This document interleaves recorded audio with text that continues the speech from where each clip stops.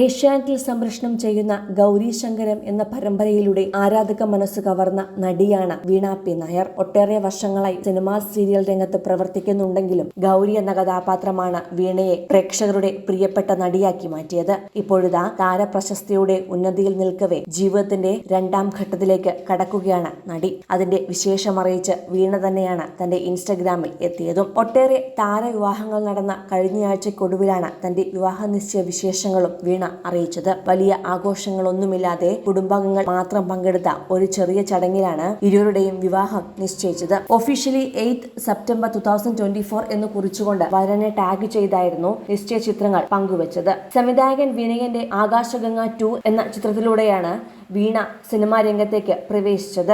ആകാശഗംഗ 2-ൽ ആരതി വർമ്മ എന്ന നായിക കഥാപാത്രത്തെയാണ് വീണ അവതരിപ്പിച്ചത്. പ്രണയവിലാസം എന്ന ചിത്രത്തിൽ അർജുൻ അശോകനൊപ്പം റിഹാന എന്ന കഥാപാത്രത്തെയും അവതരിപ്പിച്ചിരുന്നു.